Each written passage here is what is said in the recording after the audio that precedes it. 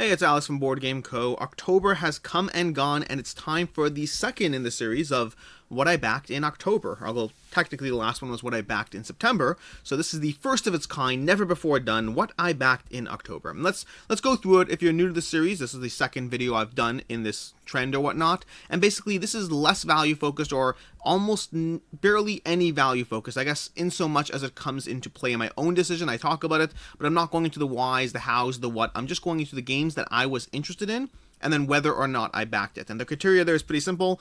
It had to be a game that in some way I was considering backing and then decided to or decided not to. If it was something that was never really that interesting to me, then it's not going to be on this list. And so starting off with Desolated over here. I just was on the wrong item. Starting off with Desolated. Desolated is one that I took a look at for the channel. Wouldn't have been on my radar otherwise. But I looked into it, it looked interesting, I was intrigued, and then there was just a little bit too much of, lack of any content creation, lack of any clarity on what the game was like, a little bit of drama about who the creator was, and I just walked myself out the door. Didn't feel like there was enough there pulling me in to otherwise jump in. So I walked away from Desolated. I'm sure I'll keep an eye on it. If the retail edition gets, or not retail, if down the road it gets rave reviews or this or that, I will happily check it out. I thought the art was great, just not enough there for me to jump through drama. From there we had Soulgivers. Soulgivers was one that was an abstract that looked great. For me, I ended up walking away from this one for a combination of two things. One is I was pretty uncertain on the value aspect. It's a fairly expensive abstract. I can totally see this being one that held its value, but I had no confidence that it held its value. I had no confidence that this would be a good back. And then combine that with a few uncertainties about the gameplay itself, primarily the abstract nature of the game with text being written around the side of these pieces. It was simultaneously beautiful, and I was interested in it, but I walked away from it just to, hedge my bets. Better safe than sorry. For every Kickstarter that you'll regret backing, for every Kickstarter you'll regret not backing, there'll be multiple you'll regret backing, and so whenever I'm on the fence, I tend to walk away. Or usually, when I'm on the fence, I tend to walk away. Then we have Night Parade of 100 Yokai, and this is one that, honestly, just looked cool, it looked interesting, looked engaging. I was pulled in, but also same idea. I didn't see enough of a... while this was, if my recollection is that, while this was one that I believed it might be your best chance or opportunity to get it because of limited opportunity, I did not have confidence that would hold its value, and it looked adorable and cute, but again, I was on the fence. I wanted to. This is one that I could have landed on the other side. I wanted to, I was intrigued, but in the end, I backed away. Again, not enough there pulling me in, but overall surface level was pulling me in. Then we had Return to Planet Apocalypse. Return to Planet Apocalypse is one that I put out a review on. I put out a dedicated video on. This is one that I still kind of wanted for my collection, but I also just have too many games fighting for this genre of game in my collection. This genre, the space of giant meeples and rolling dice, not meeples, giant miniatures, rolling dice, having fun, having a blast. There are too many games in this space in my collection as it is, and while I enjoyed Return to Planet Apocalypse, in the end I just decided that this is a line. This is a Sandy Peterson line, and like Cthulhu Wars, this is one that if you go in on it, you could end up spending $700 without really breaking a sweat. That would not be that hard, and I don't know if I liked it enough to jump in on the all-in bandwagon, and that combined with the other stuff I had, the other games in this genre I had, and I decided to walk away from it. That being said, I liked it. I enjoyed it. If you ever pulled it out, I'd happily play it, and there's still parts of me that regret all the stuff I'm walking away from, because powers, abilities, and fun things. The art style didn't pull me in, and that was one of the things that helped me push me off the fence of this one. I'm just not into the demonic thing as much, or at least it depends on how it's done. Come on, Cool Mini or Not, when they do demonic, tend to be a little bit more cartoony in the way they do it, and that one pulls me in a bit more. Still not my thing in general, even Cthulhu Death May Die, one of my favorite games of all time, just tentacles and tentacles and tentacles is just not my thing. And so Planet Apocalypse, again, super interested, even now, look at this, I have FOMO. I have FOMO of missing out on this, and even looking at this page now kind of makes me want to back it, but I'm not going to now because early bird. I missed out on the early bird. So that is Return to Planet Apocalypse. And so from there, we have Dungeon Fighter.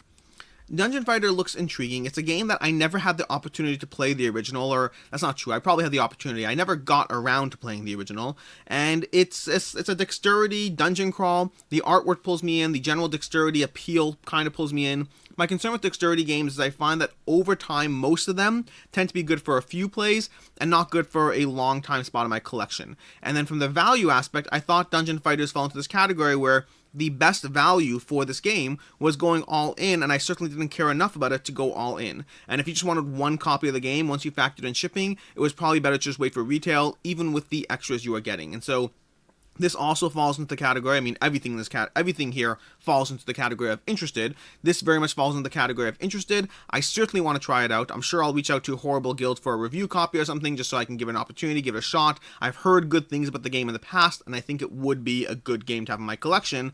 I just didn't feel like going $150 or even more than that if you wanted everything to go all in on what is a dexterity game with likely limited replayability. The flip side, the counter argument I can make, is getting all 4 of these is almost as less than a Crokinole board. So price is relative, cost is relative. For me, I wasn't willing to make that jump, and so I passed on the Kickstarter for now. From there we have Windward, which is the expansion in Big Box, and I talked about this one in the video when I did a weekly roundup where I talked about Windward. And I asked you guys to basically chip in terms of popular support as to whether you like the game, not whether I should get it, which is something I've done in the past when I've been on the fence about certain games. I sometimes ask for other people's opinions who have the opportunity to play it or maybe played a TTS mod or something, because, I mean, I don't mind being swayed by opinions. I have no problem, and I have no problem backing something because of you. It's something I've certainly done in the past. In terms of just the fact that I cover things on this channel means I end up backing things that I wouldn't have otherwise been aware of. And so I checked for, I guess, feedback from all of you, and there were a few comments, but there wasn't the overwhelming amount of support. There was nothing negative, to be clear, or a minimal negative, but it was just, there wasn't enough overwhelming love and support for the game that I used that as my excuse to not jump in on it. This is from Eldorado Games, who generally put out good games. I am backing the Age of Atlantis, I believe it is, and I'm excited about that one. For Windward, between the dull look of the board, the visual appeal of the game does not pull me in. We had a specific mechanic of the ships moving along with the wind that did pull me in, but that combined with the price being okay but not great, and just not being drawn into it, I eventually ended up passing on this one. But again, interested. I'd love to give it an opportunity at some point, you know, if I'm in someone's house, they have it in their collection and all that. Untamed Feral Faction Spirit Strike Edition. This one I debated even including here, because I don't know if there's ever really a chance that I was going to get it, but I did include it because I paused, I hesitated, I briefly considered it, because the art in this game looks gorgeous, and sadly, I didn't back it because I know that art in these kinds of games tends to pull me in and then often not deliver. Now, I believe this game is decently rated from those who have played it, so when I say tend to not deliver, I'm not talking about Untamed Feral Factions. I'm talking about this style and genre of game to begin with. Generally, 2-player head-to-head games, they just tend to fall into this weird category of not being played enough by me, or not being played often enough, or not being, I don't know, they tend to have a harder spot in my collection. I like the art of Untamed, and price-wise I thought it was okay, not great, not bad, but overall, again, this falls in, I'm looking for excuses to walk away, and so I just kind of let this whole thing time out. I considered it, I kind of just waited, and then eventually it timed out, but now I kind of want to have some foxes and pandas and rabbits and rhinos, and so maybe eventually I'll get my hands on a copy. It is intriguing, but it was not captivating. It was intriguing without being captivating. From there we have Hogs of War, the miniatures game. This one very much fell into the category of I was very interested in it, while also not being sure of both the value in terms of just how much content there was for the cost, as well as whether it would be a game for me. And the value aspect, part of that's going to be licensing to a degree. It is Hogs of War, so it's licensed off a property. And I thought the price was okay for what you got, but I thought it wasn't great considering other things in this genre, in this space. And I was really primarily pulled in by the fact that they had a little polyomino minigame in their base. When you're building out your base, you have a polyomino minigame as you put out your buildings and different things. I was very tempted, very, very tempted. The miniatures themselves did not pull me in, and there was a commenter in my video at one point, and I agree with that comment, that said this basically looks like Rivet Wars, just redone. And I kind of agreed with that, and Rivet Wars was a game that I did enjoy, but ultimately did not keep. This one, I still have it on my radar. I'm still interested in checking it out. I want to see whether it's light fun, whether that polyomino game adds to it, or whether it's something that's, you know, passable or whatnot. For me, Hogs of War I never actually played, so there is no nostalgia factor for me at all. It just was a game that looked fun, looked okay, and had polyominoes, which I am a sucker for. Which brings us to The Thing, the board game. The board game is one that I very much did go back and forth on this one as well. I tend to like this genre of game, and the playtime they were saying it would take for 15 minutes per player at a 4-player game for an hour, assuming that's true, even if you call it an hour and a half, if you can actually get a game of this done in an hour and a half with 4 players, I would be fine with that. I would consider that a win in this category. I find games like this, Battlestar Galactica, I eventually got rid of because I just can't do a 4-hour-long game of that game. And again, whenever I say stuff like that, I'll have people who say things like, it's not 4 hours of Battlestar Galactica, it was the 3 times I played it. So maybe not 4 hours, it might have been 3.5, but it certainly wasn't a short game. And so I like shorter games that are in this genre, and I am intrigued by the thing, I'm interested in the thing, I'm also interested in who goes there. Both of those are very much on my radar. I plan on eventually getting. I tend to love hidden role games to a certain degree. My favorites so far have been these shorter ones like Resistance, One Night Ultimate Werewolf, and Quest. I backed Quest because of that same reason. I like those shorter games that give you that experience in like 15 minutes, half an hour. An hour and a half is potentially good, but you have to be wary because if you're having a bad game and if everybody knows who you are, that could be a really frustrating hour and a half for that person. So I was interested in the thing. In the end, I backed away just because of price. The overall cost of this game compared to how often I'd get it to the table, compared to my lack of certainty about it, it just didn't really make me confident that it was right for my collection. I'd rather just pick up the retail edition for $40 down the road. Or that was at least my initial impression, and we'll see how things play out there. Next up, we have Herbaceous Pocket Edition, and this is one that is interesting because this one wasn't really much on my radar, but I offered to do a review for them basically, and they sent me Herbaceous, a finished game, to review, and so I reviewed Herbaceous. I very much liked Herbaceous. Herbaceous was a game that I did enjoy playing. And in fact, my biggest critique of it was that I just thought the box was way too large compared to what it was delivering to my collection. Meaning I was comparing it to games like Colorado, to games like No Thanks, and those games come in a smaller box. So the Pocket Edition is very much up my alley. I thought the price was reasonable as well. I just didn't get around to backing it, and this is one of these weird categories where I'm not worried I'll eventually get a copy because of Boardgame Co., because of the company that deals with used games, and so I'll get my hands on a copy eventually that way. I do plan on acquiring this. I just missed the Kickstarter and didn't really end up backing it, but I did enjoy Herbaceous. I still want the game. I mean, I have the game. I still want the Pocket Edition of the game because I think as soon as I have that, I'll be getting rid of the big box version. It's really just a box size issue, and that's all it really comes down to. Next up, we had Twisted Fables. Twisted Fables is a game that I thoroughly enjoyed. I put out a review on it. I very much enjoy it while having doubts about the longevity of it in my collection, meaning my basic opinion came down to the fact that I enjoyed the gameplay, I enjoyed the deck building, but I was concerned that there wasn't enough variability in the way you build out your characters and the way you build out your decks, meaning it wasn't a question of variability of the individual characters. They have more characters in the expansion, and in terms of the Kickstarter, if you want to buy the expansions, there are more characters. The base game comes with 6 characters. My issue was that each individual character felt like they had minimal ways to really build them out or to tweak with a formula, and that's to a certain extent that's going to happen. If you want to balance the game well, then they have to do that. I have my own ideas of how I'd want to do an expansion or how I'd want to see things changed up. They would potentially have huge balance issues, so that's a different problem, and unfortunately, I'm not designing the expansion, so it's easy for me to say things like this, but it is one that I wrestled with myself as to whether to actually end up backing this at the deluxe pledge to get the miniatures, to get all the expansions, to get all the content. In the end, I ended up passing for now. It's one that I have my review copy. It was a review copy sent to me for free. Prototype copy, technically. It's not, I don't know if it's a finished game or whatnot, so I have that copy over there, and for right now that will tide me over. I do plan on keeping an eye on it. I am very intrigued in the future of Twisted Fables. I want to see what other product lines are developed, what other expansions are developed, what other expansions are developed, whether they add different things. I am very interested in seeing more from Twisted Fables, as I have enjoyed my plays of it so far. But yeah, I passed on the deluxe pledge for right now, while keeping an eye on what else happens to this franchise, to this game in the future. And I know they said they have expansions planned. Next up, we have Cactus Town. Cactus Town is one that I kind of regret, and I could late pledge. I know how it works. I kind of regret. I'm not really sure how this one plays out. I'll probably end up reaching out to Second Gate Games and trying to get a copy to review or something like that, because I really want this, but I'm also uncertain, because this one has a mechanic called action programming.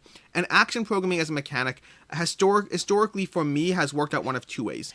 Either it tends to be incredible games that I thoroughly love playing, and they're potentially funny and, either funny or strategic or both or whatnot, or they end up being a bit of a mess, a chaotic mess where you just see how things play out, and it ends up being potentially funny, but definitely not strategic and only sometimes funny.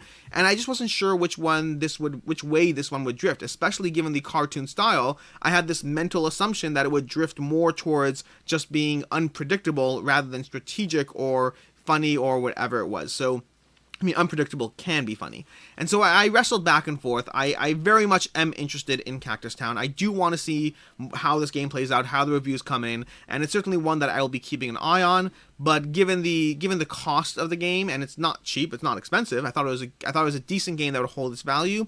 But given the cost of the game, I decided to pass on it for right now, while being really interested in the game. The miniatures I actually don't care about at all. The art style for this game, the whole design style, didn't really appeal to me. But I'm interested. I want to see what happens next with Cactus Town, and I will be keeping an eye on it.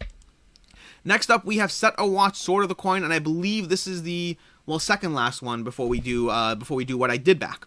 So, Set a Watch Sword of the Coin is one that I did not back, sort of. What I mean by that, and I said I was backing, and this is a funny one. Funny is a relative term. This is one that falls in the category of I put in a $1 pledge, and then I forgot to up it after. I usually set reminders when I put in a $1 pledge to either cancel or upgrade before the campaign is over, and I just totally forgot to upgrade.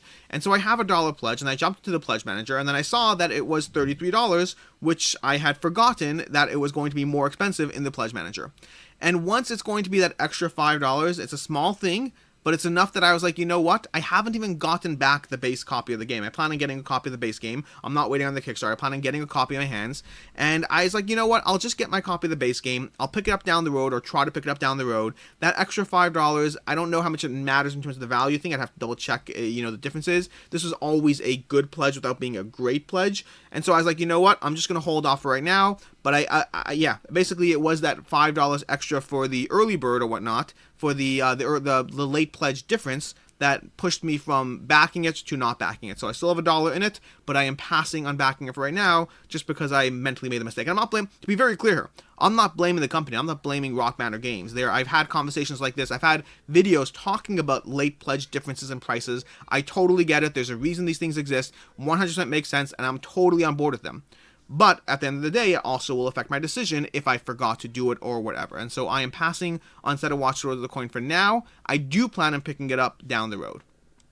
Lastly, from the games that I did not back, before we get into the 8 games I backed, October was a tough month.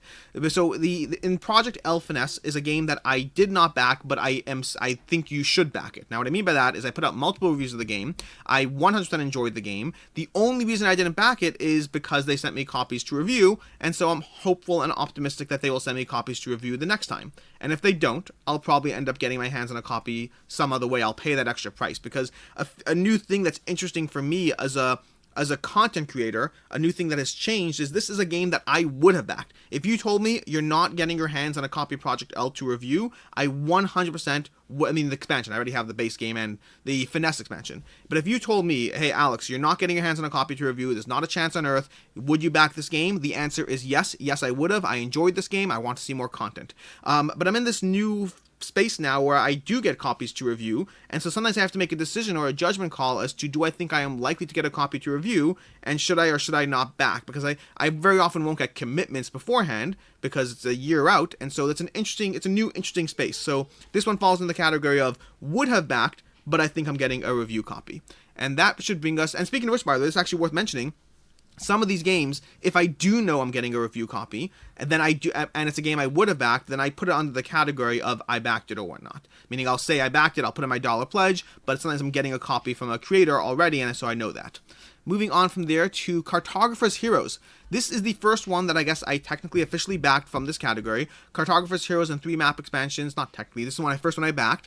This one is one that I put in my pledge for the other day. I just did the pledge. Did I do the pledge manager? I don't think so. I don't recall if I did a pledge manager for this. I don't know. But either way, I jumped in on this for one of these options. For the Legendary Cartographer option, $50 to get all the new stuff plus that box. Cartographers is a game that I almost got rid of until people pointed out I should be using colored pencils for the game.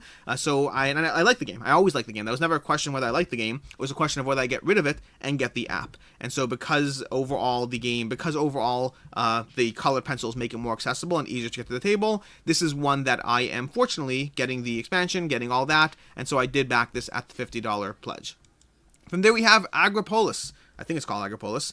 This is one that I said on the channel already. I am backing this one. This is a standalone Sprawlopolis game. I love Sprawlopolis. One of my favorite little light, easy travel games. A game I pull out when I have 10 minutes and I'm waiting for someone or any situation. I love this. I love Sprawlopolis. And if you just tell me, hey, this is another standalone Sprawlopolis game, I am in. I happen to think the price was reasonable as well. And not great, but not bad. And for a game in the $10 price range, you're not gonna get great. There's not really a lot of room to give you an amazing deal there. So I thought the price was good without being, not amazing, not bad, and it's a game that I love. I 100% jumped in on Sprawlopolis.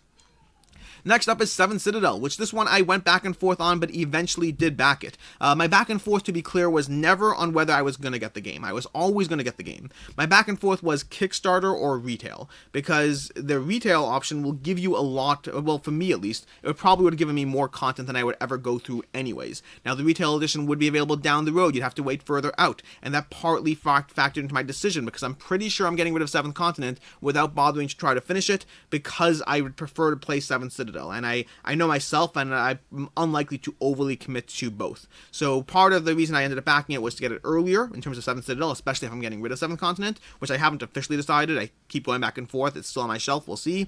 But so yes, I did eventually back 7th Citadel. Very interested in the game. I was always interested in the game. It's just a question of the Kickstarter or the retail, and I did eventually land on Kickstarter. Which brings us to Veiled Fate. Veiled Fate falls into the category of this is one of those games where I'm getting a copy to review, so I put my $1 pledge in. If I'm getting a review copy, I do put in a $1 pledge on a game just to track it for myself. And so this is one that and to be clear, by the way, I would have backed this one. My only doubt was I wanted to play a tabletop simulator version of the game first, but the game pulled me in. It has a mechanic that I liked in another game with potentially a better game. Overall feedback was very positive. The production of the game is off the charts. Their last game, Moonrakers, did hold its value. We went through it last time when I did my full Veiled Fate video, but it did hold its value. So I would have 100% backed this one, but I put in my $1 pledge because I'm getting a copy to review. And so basically, yeah, that's Veiled Fate. I'm in on this one, and I do recommend it, although take whatever bias you want as far as that. Although I said that already in my video before I knew I was getting a review copy, so either way, I'll stand by it. Next up, we have Into Deep. Into Deep by Burnt Island Games. You probably already know this, but I backed this one. I've played this game 4 or 5 times by now, and every single time I have enjoyed the puzzle it is presenting. It is a fascinating little puzzle of trying to figure out how to set up the board in a board state that will give you that will let you accomplish your cards. And as you accomplish your cards, you'll get different points or different, other cards that you have to go for endgame points, and you have corruption, which will be a factor of going into deep. And there's all these ways to manipulate the board through action tokens or through generating grip in different characters that you can then cash in to have a more powerful, beneficial turn. But ultimately, I love the puzzle this game presents. I love the fact that this game consistently gives you this puzzle that you have to try to solve. You're like, okay, great, I got these 2 cards. How can I accomplish both of them before the round's over? And you're frequently faced with that. My biggest problem with the game came down to the fact that I would not play this 4-player in its current form. I know that they know that. I know that they are working on that, but I have no knowledge if that will actually change. But basically, it didn't really... In a 3-player game, you kind of want to track. You always want to track what the person before you is doing. The 2 turns back is a general awareness, and 3 turns back, you couldn't kill us at all. There's no point paying attention that far out because of how much things change. And so for me, 3-player would be my ideal player count as of now. I have not tried it solo. I think they had a solo mode. I have not tried it solo. I have not tried it 2 players. But from 3 or versus 4 players, 4-player games, I have enjoyed them. I've played multiple 4-player games and I have enjoyed them, but I enjoy 3-player significantly more as of now. Again, I know that they're working on that. There are other aspects as well, such as how much grip you gather. In a 4-player game, you're inherently gathering less grip because those criminals are taken more frequently. So there's all these different factors to consider, but overall, I like this game, highly recommend it, but as of now, I would prefer it at 3-player.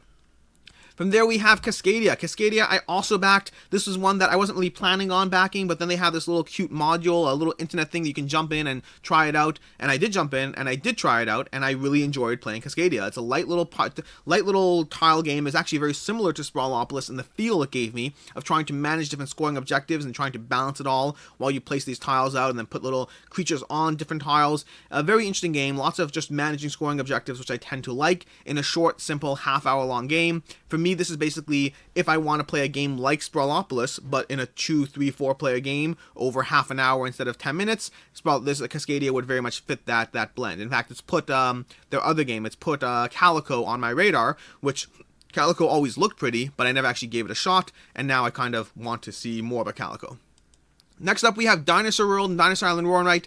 This is one that I did put a pledge in on. I did end up backing this one. I wasn't initially going to. I was going to wait to play it out, but once they put that all-in pledge together, that's when I started to jump in, and I went in for the pledge or whatever, and jumped in on the all-in pledge to get both the Roar and Write as well as the Game Plus expansions. I have since played Dinosaur World, and I like Dinosaur World. In fact, I just talked about it. Dinosaur Island. I since played Dinosaur Island, and I liked it, but I hate the art design, and so I'm hoping Dinosaur World will give me either a better game or even the same game with a better art design would be enough. And better is relative. For me personally, I did not like the 1970s Dayglow vibe of Dinosaur Island. Versus Dinosaur World, I very much do like the design of this game, and I'm basically just hoping for a better game for me, but using the same mechanisms, the same worker placement, same tableau building, engine building, whatever you want to call it. And that was basically Dinosaur World, so I did back this one. And then lastly, no surprise to anyone here, lastly we have Machina Arcana, which 100% I'm all in on this one. Even though, by the way, I have the second edition, I still kind of want everything on this one. You certainly don't need to. Upgrading your stuff is more than fine, but I'm fine selling my original copy or whatnot and trying to use that to subsidize this. Machina Arcana, I am a huge fan of this game. This falls into one of those like sleeper hits for me. That was a game that was totally not on my radar, to the point that when I did the review for the game, I wasn't originally planning on covering this game at all. It was someone else suggested it to me, and then I ended up working with the creator on it, and it was I absolutely love this game. For me, what I love about it is it's not my favorite dungeon crawl, not by a long shot. I prefer games like, I prefer Gloomhaven. I think Gloomhaven's a better game, but Machina Arcana's strength, at least to me, is how accessible the game is. The game is easy to set up, easy to get to the table, easy to play. I love Machina Arcana, and I love the accessibility to gameplay ratio in the game. Biggest complaint is it can drag a bit, especially if you're playing with 3 players. I recommend it either solo or 2 players, and I've only played a 3-player once. I've never played it 4 players. That is basically Machina Arcana, and that is everything. That is October's roundup, a busy month. I believe November is tough as well. These months do not get easier. That's basically it. Until next time, I am Alex Radcliffe from Boardgame Co. I hope you enjoyed this video, and until next time, have a good one.